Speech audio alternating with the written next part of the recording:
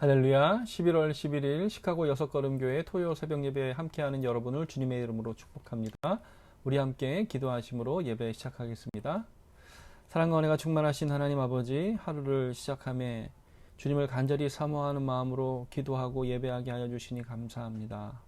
오늘도 말씀을 듣습니다. 그 말씀을 통해 영적인 능력과 영적인 분별력을 얻는 시간 되기를 간절히 기도합니다. 이 시간 우리의 깊은 기도를 통해서 나의 안에 죄됨을 씻어내게 하여 주시고 거룩함을 덧입는 시간 될 수 있도록 은혜 내려 주시옵소서. 우리의 삶의 자리 가운데 늘 함께 하여 주시기를 간절히 기도합니다. 모든 주어진 일들 잘 감당하게 하여 주시옵소서. 또 우리가 땀 흘리고 수고하는 것에 합당한 열매가 맺어지는 것이 하나님의 은혜임을 고백하오니 주여 우리의 삶 가운데 하나님의 은혜로 채워 주시옵소서. 무엇보다 여섯걸음교회 공동체 예배의 처소를 위해 기도하는 가운데 있습니다. 주님의 인도하신 가운데 귀한 예배의 처소에서 예배할 수 있도록 인도하여 주시옵소서. 오늘도 성령님과 동행하는 귀하고 복된 하루가 되기를 간절히 원하며 우리 구주 예수 그리스도 이름으로 간절히 기도하옵나이다. 아멘. 성경 말씀 보시겠습니다. 오늘 우리 함께 읽을 말씀은 에스겔 17장 1절에서 10절까지 말씀입니다. 여호와의 말씀이 내게 임하여 이르시되 인자야 너는 이스라엘 족속에게 수수께끼와 비유를 말하라. 여호와께서 이같이 말씀하여 이르시되 색깔이 화려하고 날개가 크고 깃이 길고 털이 숱한 큰 독수리가 레바논에 이르러 백향목 높은 가지를 꺾되 그 연한 가지 끝을 꺾어가지고 장사하는 땅에 이르러 상인의 서급에 두고 또 그 땅에 종자를 꺾고 옥토에 심되 수양버들 가지처럼 큰 물가에 심더니 그것이 자라며 퍼져서 높지 아니한 포도나무 곧 굵은 가지와 가는 가지가 난 포도나무가 되어 그 가지는 독수리를 향하였고 그 뿌리는 독수리 아래에 있었더라. 또 날개가 크고 털이 많은 큰 독수리 하나가 있었는데 그 포도나무가 이 독수리에게 물을 받으려고 그 심어진 두둑에서 그를 향하여 뿌리가 뻗고 가지가 퍼졌도다. 그 포도나무를 큰 물가 옥토에 심은 것은 가지를 내고 열매를 맺어서 아름다운 포도나무를 이루게 하려 하였음이라. 너는 이르기를 주 여호와의 말씀에 그 나무가 능히 번성하겠느냐. 이 독수리가 어찌 그 뿌리를 빼고 열매를 따며 그 나무가 시들게 하지 아니하겠으며 그 연한 잎사귀가 마르게 하지 아니하겠느냐. 많은 백성이나 강한 팔이 아니라도 그 뿌리를 뽑으리라. 볼지어다 그것이 심어졌으나 번성하겠느냐. 동풍에 부딪힐 때에 아주 마르지 아니하겠느냐. 그 자라던 두둑에서 마르리라 하셨다 하라. 이 기록된 로고스의 말씀이 우리의 심령에 레마의 말씀으로 새겨지기를 간절히 원합니다. 하나님의 음성으로 우리의 심령에 새겨지기를 간절히 원합니다. 아멘. 하나님께서 에스겔에게 여러 가지 방법으로 말씀을 전하게 하셨지요. 오늘 에스겔 17장에서는요. 수수께끼로 비유와 수수께끼로 백성들에게 메시지를 전하게 하고 계십니다. 왜 그러셨을까요? 이유는 간단합니다. 하나님이 주시고자 하는 메시지의 뜻을 더 선명하고 분명하게 이스라엘 백성들에게 깨닫게 하시기 위해서 여러 가지 방법으로 말씀하시는데 오늘은 특별히 수수께끼처럼 말씀하고 계시는 것입니다. 그 주된 내용은요. 바벨론의 포로로 잡혀온 것이 하나님의 인도하심인데 그 인도하심이라고 하는 것을 깨달으라 라고 하는 곳까지 이스라엘 백성들을 인도하시려고 지금 말씀을 주고 계시는 것입니다. 그 포로 생활 가운데서요. 하나님의 말씀을 제대로 들어야 그 포로 생활함에 있어서 믿음의 끈을 놓치지 않을 수 있는 것입니다.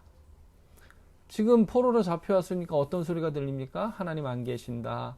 하나님 우리를 버리신 것이다. 바벨론 신이 하나님을 이겼다. 그런 이상한 말들, 이상한 생각에 지금 휩싸일 수 있는 것이죠. 그런데 바벨론의 포로로 끌려온 것은 다 그런 이유가 아닙니다. 하나님의 섭리와 계획하심 가운데 있는 것이다 라고 하는 것을 하나님은 에스겔 선지자를 통해서 말씀해주고 싶으신 것이죠. 그리고 그 섭리를 깨달아서 하나님의 그런 섭리를 깨달아서 바벨론에서 이제 70년을 살아야 되는데 그 70년 동안 믿음을 회복해야 된다라고 하는 것입니다. 말씀을 제대로 들어야 믿음이 회복되지 않겠습니까? 그리고 다시 돌아갔을 때 이스라엘 백성들이 다시 신앙의 삶의 자리를 잘 일구어 나갈 수 있는 그런 기초를 마련하기 위해서 이 말씀을 계속 주시는 것입니다. 이 바벨론 포로로 잡혀갔을 때도 거짓 선지자들이 계속 잘못된 메시지를 전했다고 우리가 계속 말씀을 들었습니다. 그러니까 그런 것을 계속 깨닫지 못하면 어떻게 됩니까? 예, 결국에는요, 그 안에서 그냥 자신의 그 정체성을 잃어버리게 되는 거예요. 믿음 없는 행동을 하게 되고, 이상한 행동을 하게 되는 것입니다. 이스라엘 백성이요, 70년 동안 바벨론에서 지내야 돼요. 그거를 깨닫고, 거기서 어떻게 하면 하나님의 섭리 가운데 내가 이곳을 지낼까? 기도하면서 영적인 분별력을 가져야 됩니다. 그래야 신앙이 무너지지 않아요. 아니, 오히려 그곳에서 신앙이 더 견고해지고 단단해질 수 있는 것이죠. 이 말씀을 통해서 또 기도를 통해서 하나님의 뜻을 깨달을 수 있는 저와 여러분 되기를 간절히 소원합니다. 진짜 하나님의 뜻을 분별하기 위해서 우리가 말씀을 깊이 묵상해야 돼요. 그리고 그 뜻을 바르게 분별할 수 있는 영적인 분별력을 갖기 위해서 우리가 기도해야 됩니다. 그래서 우리가 쉬지 않고 기도해야 되는 거예요. 바벨론에게 항복하는 것이 하나님의 뜻이었어요. 특별히 지도자들에게, 왕들에게 그 메시지를 정확하게 계속 반복적으로 전달하셨습니다. 그런데도 그 말씀에 귀 기울이지 않았다는 것이죠. 근데 저도 생각해 봤어요. 만약 제가 그 시대에 살았다면, 야, 이게 항복하는 게 하나님의 뜻이다. 그게 하나님의 인도하십니다. 이거 제가 분별할 수 있었을까요? 바벨론에게 포로로 잡혀가는 것이 하나님의 뜻이다. 거기서 70년 살아야 된다. 이 말씀을 저는 받아들였을까요? 굉장히 고민되는 묵상이었습니다. 여러분, 그러니까 우리가 주님의 말씀을 정말 깊이 묵상하고 정말 우리가 영적으로 깨어 있기 위해서 계속 기도하지 않으면 우리의 삶의 상황 가운데 하나님의 말씀을 적용하며 깨닫는 것 쉽지 않다라고 하는 거 우리 분명히 기억해야 된다라고 하는 거예요. 하나님의 뜻이 깨달아지고 그래서 분별하게 되면요, 여러분, 우리는 어떠한 상황 가운데서도 하나님의 섭리를 바라보며 소망을 가지고 살아갈 수 있는 것 아니겠습니까? 그래서 믿음의 사람들이 강하다는 거예요. 그러니까 영적인 분별력은 믿음의 사람으로서 이 땅을 살아가는데 있어도 되고 없어도 되는 게 아니라 반드시 있어야만 되는 것이죠. 바벨론에서 살아가야 했던 이스라엘 백성들, 예, 그들이 정말로 들어야 되는 메시지가 무엇인가, 그들이 정말 붙잡아야 되는 하나님의 말씀이 무엇인가, 정말 중요하다라고 하는 거예요. 그건 뭐 해도 되고 안 해도 되는 문제가 아니다라고 하는 것이죠. 우리도 마찬가지입니다. 여러분, 이 시대를 살아가면서 하나님의 말씀의 뜻을 깨닫고 살아가는 게 그래도 되고 안 그래도 되는 문제가 아니에요. 그러니까 우리가 정말 기도해야 되는 것이죠. 하나님, 날마다 새벽마다 아침을 하루를 시작할 때, 어떤 것을 선택할 때, 어떤 길로 나아갈 때 우리가 기도하지 않을 수 없다라고 하는 것입니다. 오늘 17장에서요, 두 독수리에 대한 비유에 대해서 말씀하고 계십니다. 이거 수수께끼라고 하나님이 분명히 말씀하셨죠. 그래서 첫 번째 독수리가 확 크고 화려한 독수리가 나와. 이거는 분명합니다. 이후에도 우리가 끝까지 읽지 않았지만 하나님이 분명히 설명하시죠. 바벨론의 느부갓네살 왕을 비유하는 거예요. 색깔이 화려하고 날개가 크고 깃이 길고 털이 많다라고 묘사하고 있는 것입니다. 권세가 그만큼 컸다는 것이죠. 그런데 그 독수리가 레바논의 백향목의 높은 가지를 꺾어서 가져왔대요. 이것은 예루살렘을 비유하는 것입니다. 그 예루살렘에서 왕을 잡아왔다는 것이죠. 여호야긴 시대 때 남유다를 침공해서 왕조를 점령하지 않았습니까? 그리고 나서 그 종자를 꺾고 옥토에 심었다. 이거는요, 나중에 이 왕을 잡아왔다라고 하는 것을 이야기하는 것이죠. 포로로 여호야긴 왕을 바벨론 포로로 잡아왔잖아요. 그러고 나서 그 종자를 누구로 심습니까? 시드기야를 세우죠. 남유다의 왕으로 시드기야를 세웠습니다. 이런 모든 것을 그 시대의 어떤 상황을 비유적으로 말씀해 주시는 거예요. 바벨론이 남유다를 공격해서 여호야긴을 포로로 잡아가고 거기에 바벨론의 말을 잘 들을 것 같은 시드기야를 왕으로 세웠다라고 하는 말을 지금 비유적으로 말씀하시는 것이잖아요. 거기에 높지 않은 포도나무가 나오게 되었다는 거예요. 바벨론의 감시 아래서 남유다의 왕이 그래도 세워졌잖아요. 그런데 포도나무가 처음에는 이 첫 번째 독수리에게 순종하는 것 같았는데 나중에 두 번째 독수리에게 자꾸 가는 겁니다. 두 번째 독수리도 날개가 크고 털이 많은 큰 독수리였어요. 이건 애굽을 상징하는 것이죠. 그래서 그 애굽에게 자꾸 기대려고 하는 거예요. 누고 바로 아닙니까? 그 누고 바로에게 자꾸 기대려고 하는 거예요.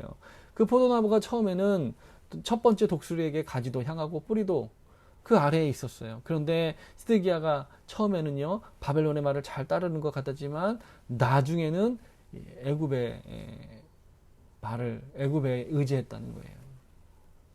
두 번째 독수리에게로 변심했다는 겁니다. 그 뿌리와 가지가 두 번째 독수리에게로 향했다는 거예요. 나중에 이 시드기야 왕이 생각했겠죠. 바벨론의 말을 잘 듣는 것보다 외교적으로 이 문제를 해결하면 내가 왕권을 지키겠다. 그런 생각을 했을 것이다라고 하는 거예요. 이스라엘이요, 결국에는 왜 처참하게 망했습니까? 하나님의 말씀에 제대로 듣지 못했고 그 말씀에 순종하지 못했기 때문이다라고 하는 거예요. 마지막까지 망할 수밖에 없는 그 상황에 대해서 하나님은요, 이 독수리의 비유 수수께끼를 통해서 이스라엘 백성들이 좀 깨달으라고 하는 거예요. 그걸 깨달아야 어떻게 되겠습니까? 예, 하나님이 주신 연단의 시간을 잘 이겨낼 수 있다라고 하는 거예요. 이 이스라엘 백성들이, 특별히 이 왕들이 왜 이 말에 순종하지 못했을까 생각해 보면요, 하나님의 말씀에 순종하면 포로 생활만 할 것 같은 거예요. 근데 자기들의 기득권을 뺏기기 싫은 거죠. 바벨론에게 자신들의 기득권을 뺏기기 싫은 거예요. 가만히 생각해 보면 애굽하고 외교적으로 이 문제를 해결하면 자기들에게 좀 더 이득이 될 것 같다라고 하는 생각을 한 거예요. 외교적인 문제로 이 문제를 해결하고 싶었던 겁니다. 이게 뭡니까? 하나님 말씀에 순종하지 못하게 하는 인간적인 탐욕이에요. 욕심이에요. 결국 여러분, 우리가 하나님의 말씀에 이 시대에 순종하기 위해서 우리의 탐욕을 이겨내야 되는 거예요. 우리의 욕심을 버려야 되는 거예요. 우리도 이 시대를 살아가면서 왜 하나님의 말씀에 순종하지 못합니까? 당장의 눈앞에 이익이 있을 때 그 이익을 포기하라고 하면 우리가 그 말씀에 순종하기 어렵더라고 하는 거예요. 너의 이권을 포기해라. 너의 가진 기득권을 내놓아라. 바벨론에게 항복해라. 이 말 듣기가 어려웠다라고 하는 거예요. 지금 우리도 마찬가지 아니냐 하는 것이죠. 이 시대에 우리가 정말 하나님의 말씀에 순종하고 살아갈 수 있을까? 그럴듯하고 논리적이고 내게 이득이 되는 것 같고 그것과 반대되는 하나님의 말씀이 우리에게 주어졌을 때 그 말씀에 우리가 순종하고 나갈 수 있을까?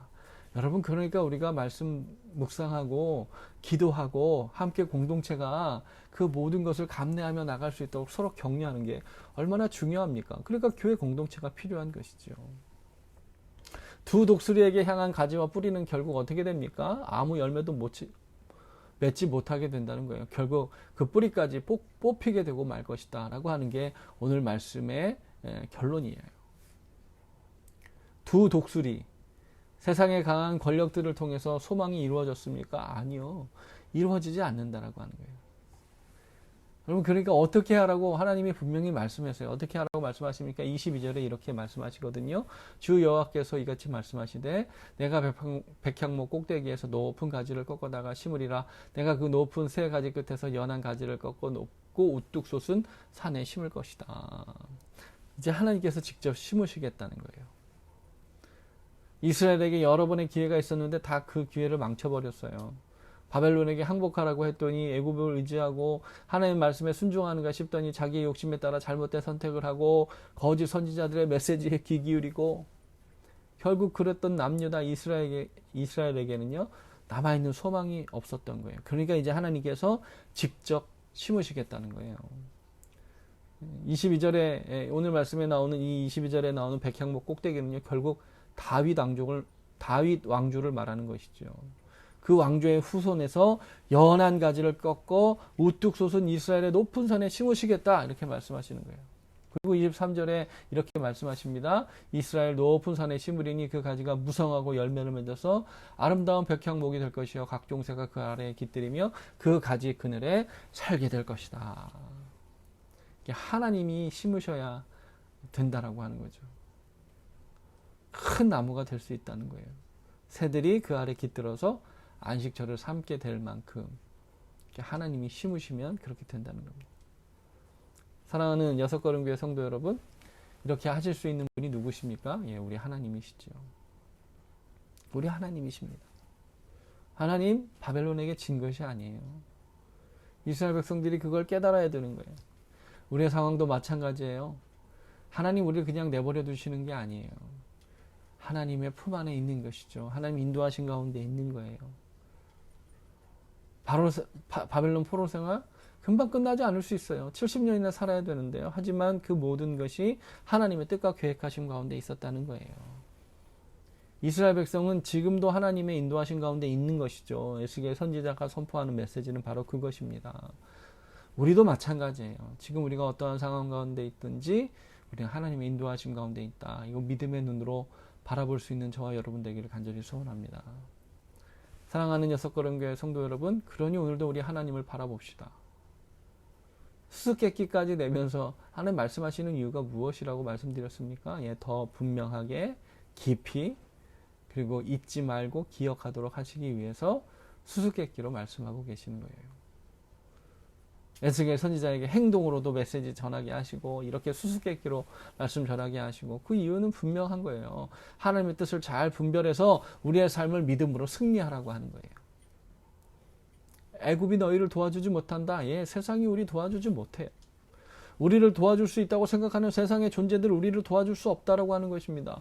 우리를 진짜로 도와주시고 인도하여 주실 수 있는 분은 오직 하나님이시다. 여러분, 그러니 오늘 우리가 정말 이 새벽에 일어나서 바라봐야 되고 온전히 의지하며 기도해야 될 대상이 누굽니까? 오직 하나님 한 분이시다라고 하는 거예요. 그러니 오늘 우리 그분을 바라보고 기도하는 시간 되기를 간절히 소원합니다. 우리가 깃들 나무가 되어 주시고 우리로 하여금 아름다운 백향목이 될 수 있도록 인도하여 주시는 예수 그리스도, 그 주님을 고백할 수밖에 없는 시간이 우리의 기도 시간이 돼야 되는 것이죠. 그러니 예수님의 은혜를 사모함으로 기도해야 된다고 하는 것입니다. 그분 안에 거할 때 우리의 갈급함이 해결되는 것이고요. 우리의 눈물을 닦아주실 것이고 우리를 쉴만한 물가로 푸른 초장으로 인도해 주신다. 그럴 수 있는 분은 오직 예수 그리스도밖에 없다. 여러분, 우리가 이것을 이 새벽에도 고백하게 되기를 간절히 소원합니다. 오늘도 주님 바라보며 기도하는 은혜의 시간 되기를 간절히 소원합니다. 우리가 바라보며 기대하며 소망해야 될 분, 오늘 말씀에도 발견하는 것은 오직 주님밖에 없습니다. 오직 주님밖에 없습니다. 오늘 기도하는 시간에도 이런 믿음의 고백을 주님께 드리는 그런 기도의 시간이 되시기를 다시 한번 주님의 이름으로 축원을 드립니다. 기도하시겠습니다. 사랑과 은혜가 충만하신 하나님 아버지, 오늘도 우리에게 여러 모양으로 말씀을 주시고 또 우리에게 깨달을 수 있도록 우리에게 계속 반복적으로 말씀을 주시니 감사합니다. 우리가 어리석어 깨닫지 못하는 것을 긍휼히 여겨주시고 우리에게 비유로 수수께끼로 말씀하여 주시는 사랑의 음성을 오늘도 우리가 듣기를 간절히 원합니다. 주님, 이 세상을 살아가며 영적인 분별력이 있게 하여 주시옵소서. 주님의 뜻과 섭리를 믿음으로 바라볼 수 있는 우리가 되게 하여 주시옵소서. 그래서 세상을 의지하는 삶이 아니라 오직 하나님만을 바라보며 사는 우리 모두가 되게 하여 주시옵소서. 우리가 뿌리를 깊게 내리고 풍성한 열매를 맺을 수 있도록 인도하여 주시는 분은 오직 하나님밖에 없음을 믿음으로 고백합니다.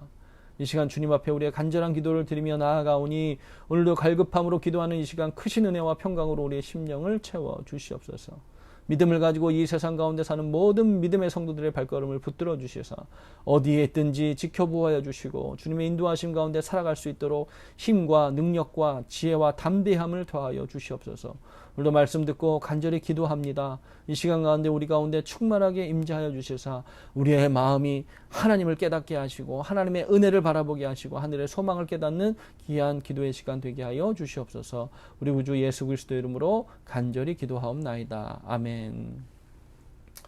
삶 속에서 항상 하나님과 동행하며 영적인 분별력을 가지고 살아가는 귀한 하루가 되시기를 다시 한번 주님의 이름으로 축원을 드립니다. 예배를 마치겠습니다.